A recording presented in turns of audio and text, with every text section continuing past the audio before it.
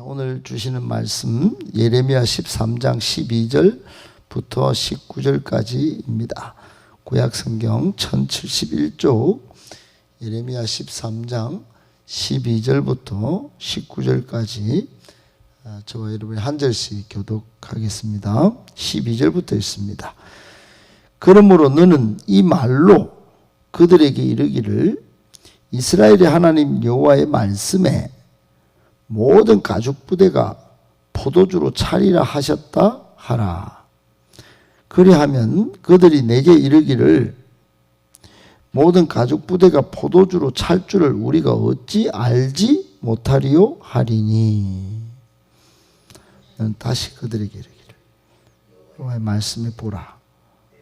내가 이 땅의 모든 주민과 다윗의 왕위에 앉은 왕들과 제사장들과 선지자들과 예루살렘 모든 주민으로 잔뜩 취하게 하고 또 그들로 피차 충돌하여 상하게 하되 부자 사이에도 그러하게 할 것이라.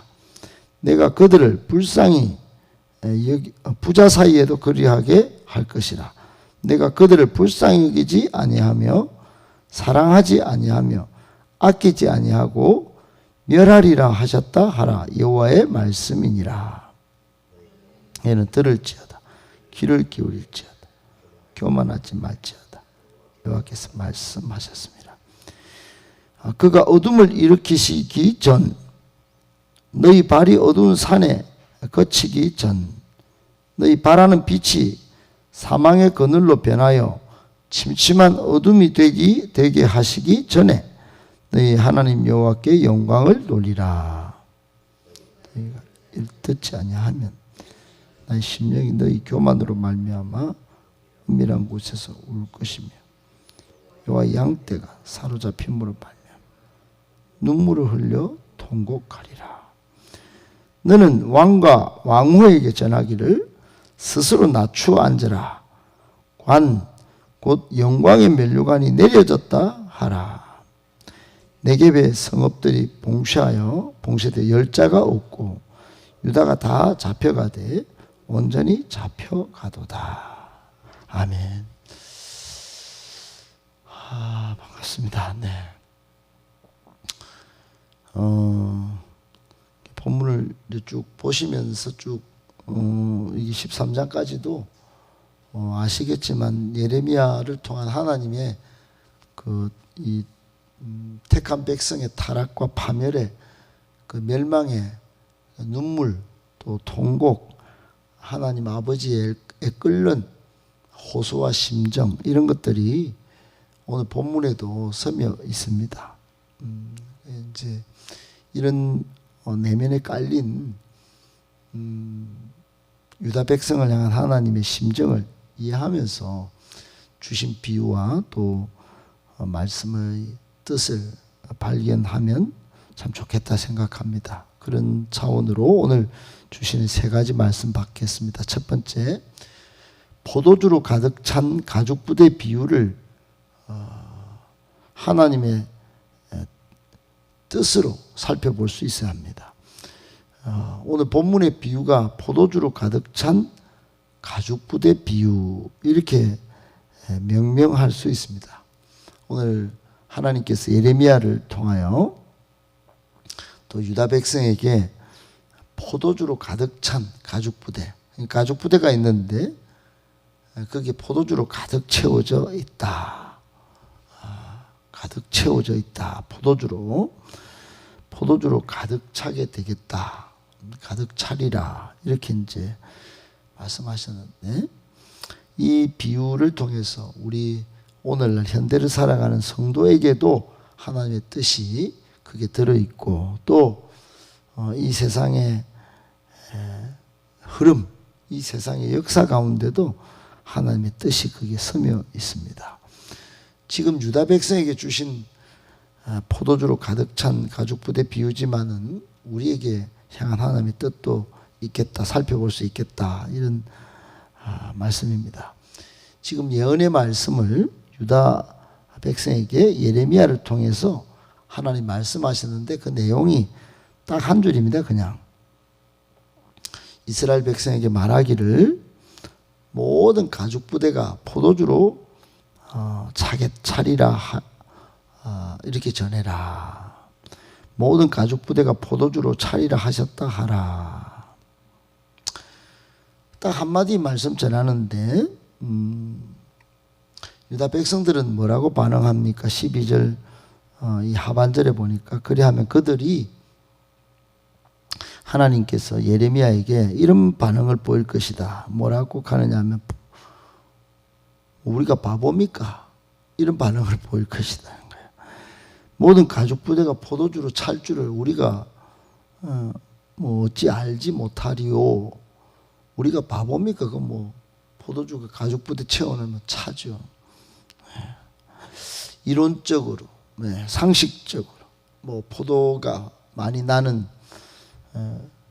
일찍이 포도나무로 심겨진 이스라엘 따서 포도주 가죽 부대 당에 넣고 가죽 부대 넣으면 포도주가 차고 그 뭐 1 더하기 1은 2지 너무 상식 바보입니까 우리가? 그렇게 갈 거다. 그러면은 13절에 다시 예레미야 너는 다시 말을 해라. 여호와의 말씀에 이 땅 모든 주민 그 왕, 제사장, 지도, 선지자들 모든 주민들 잔뜩 이게 뭐냐 잔뜩 취하게 하고 부자 간에도 서로 막 치고받고 싸우고 상하고 이렇게 되는 게 이게 이 비유야. 그냥 뭐 포도주로 차는 거 그거는 우리가 바보입니까? 이렇게 하겠지. 근데 이게 하나님의 뜻이 여기 있어. 내가 그들을 불쌍히도 안 여기고 사랑하지도 않고 지금까지 하나님은 얼마나 신실하게 불쌍히 여기고 사랑하고 아끼고 그랬는데 이제 안 아낀다. 알았지? 서로 싸우는 거 꼬라지 봐. 그리고는 좀 들어라. 좀 듣고 15절에 너희는 들을지어다. 귀를 기울일지어다. 교만하지 말지어다. 여호와께서 말씀하셨다. 이거 전해라. 이게 본질적인 궁극적인 포도주로 가득 찬 가죽 부대 비유야. 이렇게 이제 한 줄로 시작돼서 하나님의 뜻을 어떻게 될 것인지 이렇게 이 비유가 말씀하시는 지점을 보여주고 거기에 담긴 하나님의 호소는 결국 말씀 청종 하나님의 말씀을 들으라. 여러분 우리는 하나님을 다 안다고 생각합니다. 때로는 뭐 세상 일이 하나님보다 더 바쁘다고 생각할 때가 많습니다. 그런데 여러분 이런 파국이 우리에게도 옵니다. 믿는 자를 보겠느냐 하는 상황이 앞으로도 발생할 것이고 지금 역사는 그런 흐름으로 지금 가고 있습니다. 그때 하나님께서 이미 신약의 예언에도 서로 사랑이 없이 싸우고 자기만 막 앞세우고 바울을 통하여 주신 말씀에 술 취하지 말라고 그런 경고가 로마서에도 있고 또 에베소서에도 있고 그렇습니다. 여러분 오늘 이 예레미야를 통하여 유다 멸망의 말미에 이르 주신 말씀이지만 사실 이 말씀은 오늘날 우리에게도 주시는 말씀입니다. 10절에도 그렇고 17절에도 그렇고 하나님에게 영광을 돌리지 않는 삶, 하나님의 말씀을 듣지 않는 삶, 이것을 하나님께서 애타하시면서 그렇게 안 하면 파멸이다 파멸, 교만이 싹트고 양떼가 사로잡힌 같이 눈물을 흘리고 통곡할 날이 온다. 이런 이야기죠. 이게 뭐 술 취하는 대상이 지금 오늘 쭉 적시가 되어 있는데 왕부터 종교 지도자까지 그리고 밑에 모든 주민들까지 하나님 1번이 아니고 항상 똑같은 믿음도 아니고 하나님 말씀에 반응하는 수준이 똑같은 게 아니고 그저 자기 좋은 대로 판단 다 해버리고 우리가 바보입니까? 그런 거 모릅니까?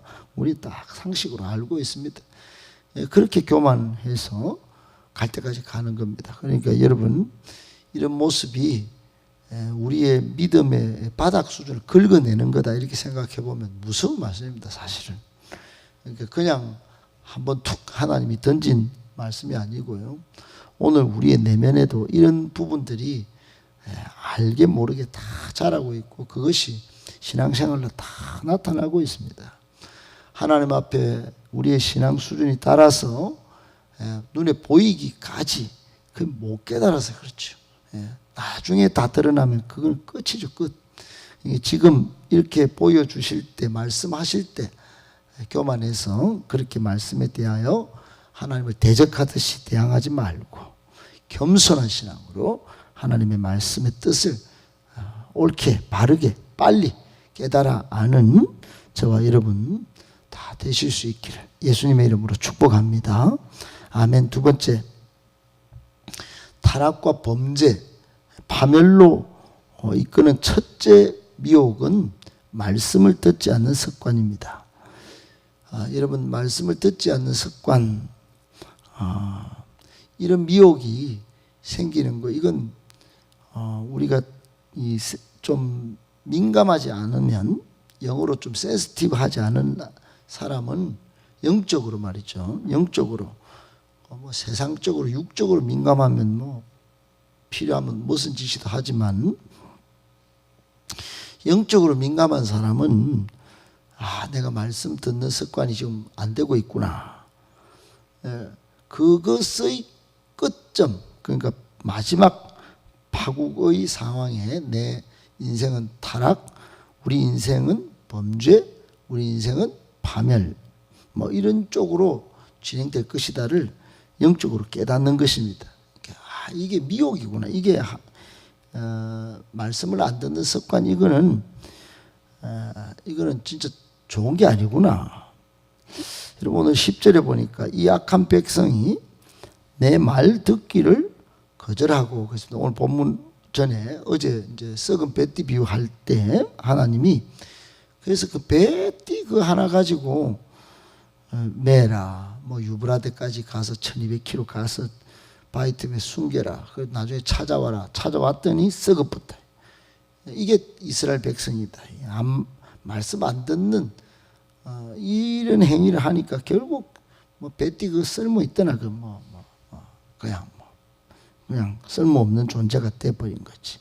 똑같은 오늘 본문도 포도주 가득 찬 가죽 부대도 서로 잔뜩 취해서 싸우고 또 파멸하는 이 비유도 결국 뭐냐, 이 교만하게 될 것을 말씀하신 건데 그 원인이 하나님 말씀 듣지 않는 습관에서 온다 하는 것입니다.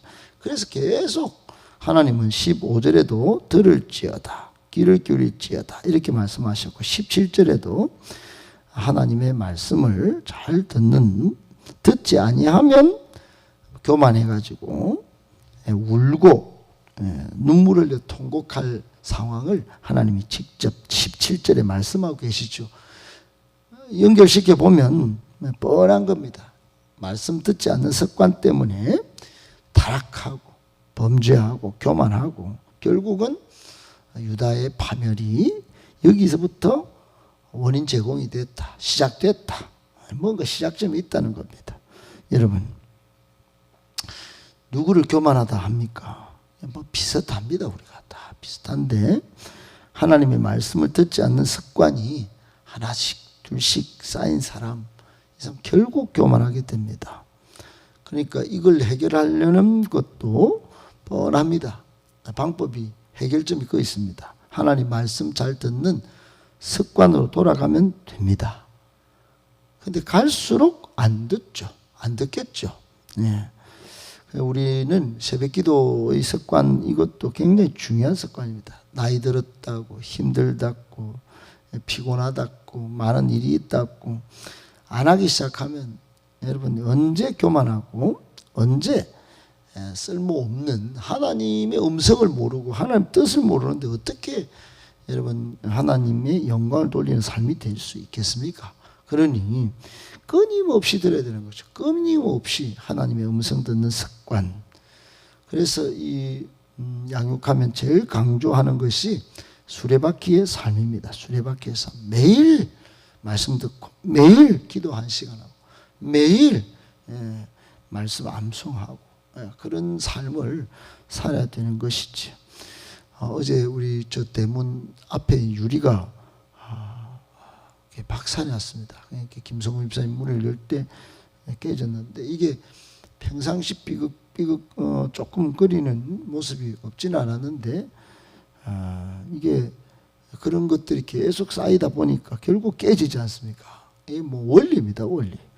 그 치운다고 어제 3시간 이상 걸리고 또 주변 그 청소하다가 저도 뭐 벌레 물려가 지금도 따끔따끔한 현상이 있는데 어떻든 이런 짜잘한 일들부터 큰 일까지 이런 일들이 영적으로는 말씀 듣지 않는 습관 때문에 파국이 온다는 걸 우리가 깨달아야 합니다.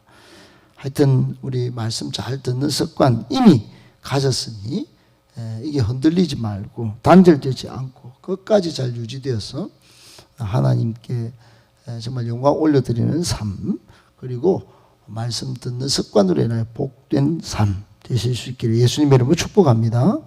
아멘. 세 번째, 하나님 말씀에 순종하는 것이 하나님의 영광을 드러내는 것입니다.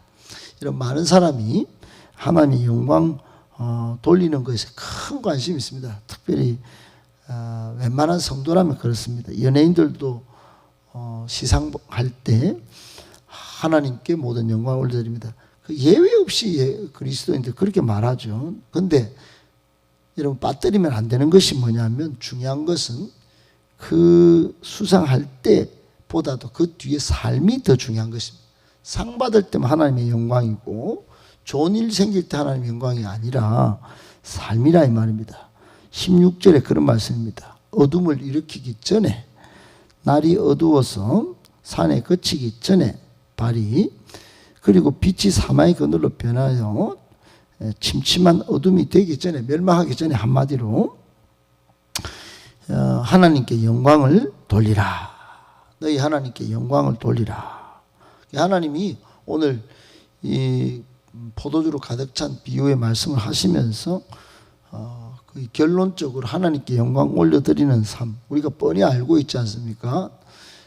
영광 올려드리는 삶을 안 살기를 원하는 사람이 있겠습니까? 그런데 더 중요한 게 영광 올려드리는 삶은 상 한번 받을 때 나중에 뭐 한번 뭔가 하나님 앞에 큰 뭐 성부를 볼 때 그게 아니고 15절에도 마찬가지 17절에도 마찬가지 하나님 말씀 순종하는 거 하나님 말씀 듣는 청종하는 습관 이것들이 잘 쌓이고 순종의 삶이 계속 잘 이루어질 때 그게 하나님의 영광을 드러내고 하나님의 영광 받으신다. 여러분 성경의 역사 속에 이스라엘이 하나님께 영광 올려드리지 못한 최대의 이유, 최고의 이유는 하나님 말씀 순종하지 않은 데 있다. 그 말씀 지금 하나님이 하시는 것입니다. 바울도 마찬가지죠. 바울도 하나님 말씀 속 하나님의 뜻을 여러분 그게 복음 전파다. 그걸 알기까지는 불순종했습니다. 말씀에 불순종하고 살았는데 내가 하나님 복음을 전하는 거 땅끝까지 이르러 모든 민족으로 제자 삼는 거 이게 그래서 이제 자기 생명조차 조금 더 이렇게 귀한 것으로 여기지 아니하고 의의 면류관 받아 쓰기까지 내가 달려가노라는 표현을 쓰잖아요. 달려갔다. 바울은 달려갔다. 말씀에 순종하여 복음 전하는 것 이게 하나님의 영광을 드러내는 삶이었다라고 고백하고 있죠. 우리도 그렇게 되기를 바라고 그래서 여러분 오늘도 주신 말씀이 있다면 순종해 보려고 할 때 하나님의 영광이 드러날 것입니다. 꼭 기억하고 그런 삶을 사셔서 하나님의 영광을 드러내는 은혜로운 삶, 능력 있는 삶 되실 수 있기를 예수님의 이름으로 축복합니다.